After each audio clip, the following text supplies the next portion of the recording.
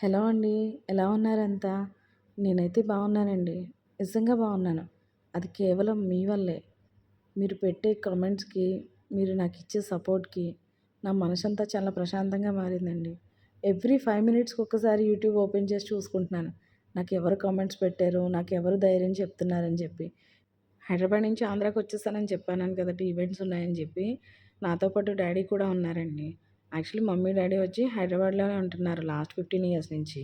బావకి ఇలా అయిన తర్వాత పాపను కూడా 2 ఇయర్స్ నుంచి హైదరాబాద్‌లోనే చదివిస్తున్నారండి వాళ్ళే. బావని చూసుకుంటూ నేను ఇక్కడే ఉన్నాను. ఇంక 10థ్ అయిన తర్వాత అందరం ఒకటే చోట ఉందామని చెప్పేసి అనుకున్నాము. ఈలోపు ఇలా అయింది. ఇప్పుడు పాప 10థ్ క్లాస్ చదువుతుంది. ఎగ్జామ్స్ అవ్వగానే తీసుకొచ్చేస్తాను. యాక్చువల్లీ మమ్మీ, డ్యాడీ నన్ను హైదరాబాద్‌లోనే ఉండమంటారు. ఎందుకు మన గోదావరి జిల్లాలో అలవాటు పడిన తర్వాత నాకెక్కడ ఉండబుద్ధి అవ్వదండి అసలన. అందుకే మీరే నా దగ్గరకొచ్చేసేయండి. ఇక్కడే ఏదో ఒకటి చేసుకుందాం అని చెప్పేసి వాళ్ళనే వచ్చేయమన్నాను. ప్రెజెంట్ నేను, డ్యాడీ ఇక్కడే ఉంటున్నాము. మమ్మీని లక్కీ మా పాప లక్కీ అంటే మార్చ్‌లో ఎగ్జామ్స్ అవ్వగానే నా దగ్గరకొచ్చేస్తారు. ఇక్కడి నుంచి డైలీ వ్లాగ్స్ పెడుతూ ఉంటాను. చూస్తూ ఉండండి. అండ్ నేను చాలా చాలా మాట్లాడాలనుకుంటున్నానండి. కెమెరాను ఫేస్ చేసి మాట్లాడాలి అని చాలా చెప్పాలనుకుంటున్నాను. కొంచెం టైం ఇవ్వండి. ఇప్పటికి వాయిస్ ఓవర్ ఇవ్వడానికి కూడా నాకు కొంచెం వాయిస్ సరిగ్గా రావట్లేదు. అండ్ తడబడుతున్నాను కూడా. ఒక్కొక్కసారి ఏదైనా మాట్లాడాలనుకుంటే లోపల నుంచి దుఃఖంలా వచ్చేస్తుంది. ఏడుపొస్తుంది. మేబీ ఒక 2 మంత్స్ అవుతుంది కదా! బావ పోయి. దాని నుంచి నేను బయట పడలేకపోతున్నాను. మాట్లాడుతున్నప్పుడు కూడా ఒక్కొక్కసారి సడెన్‌గా ఏడ్చేస్తున్నాను. సో, కెమెరాని ఫేస్ చేసి నేను చాలా చెప్పాలనుకుంటున్నాను. ఈరోజు మార్నింగ్ కొంచెం లేట్‌గా లేసాను. లేసేసరికి 7:30 అయిపోయింది. Daddy tiffin తీసుకొచ్చేసేసారు. అండ్ తర్వాత డ్యాడీకి టీ పెట్టిచ్చి వంట చేస్తూ స్టార్ట్ చేశాను. నాటు చిక్కుడుకాయలంటే మా బావకి ఎంత ఇష్టమో అసలన. ఆ సీజన్ ఉన్నంత సేపు కూడా చికెన్‌లోని, మటన్‌లోని, రొయ్యల్లోని అన్నిట్లోని నాటు చిక్కుడుకాయలేసి వండేవాళ్ళి అని చెప్పి బాగా తినేవాడు. ఈ చిక్కుడుకాయలు చూసిన తర్వాత కూడా బావే గుర్తొచ్చాడు. ఇలా ప్రతి చిన్న విషయం కూడా బావకి ఇది ఇష్టం, బావకి అది ఇష్టం అని చెప్పి తలుచుకుని ఏడుస్తూనే ఉంటున్నాను. అండ్ కామెంట్స్ అంటే గుర్తొచ్చింది. నాకు ఈ 1 వీక్‌లో ఒక 3000 కామెంట్స్ వరకు వచ్చుంటాయి.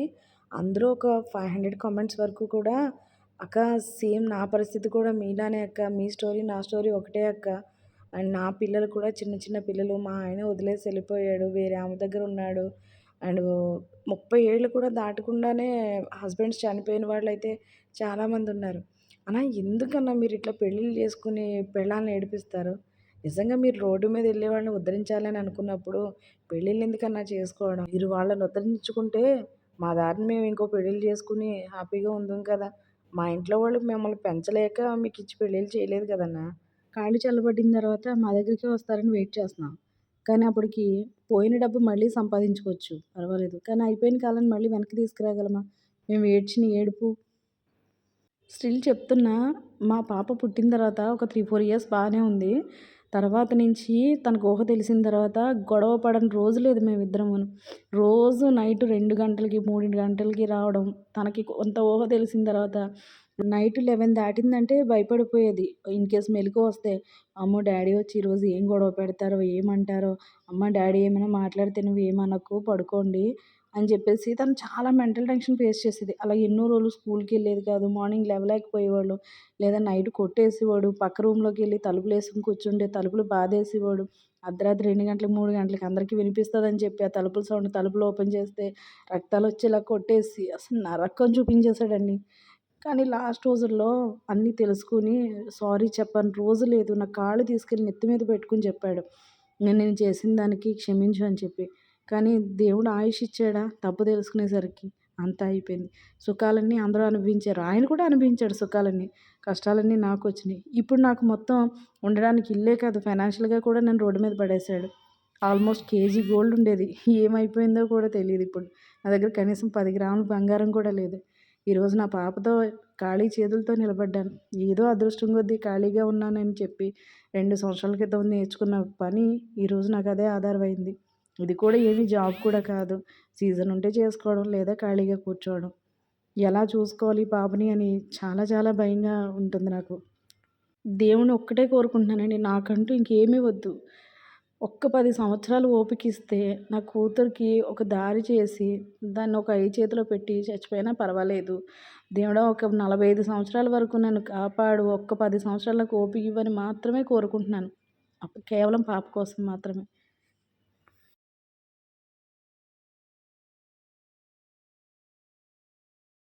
మాట్లాడుతూనే ఉంటాను.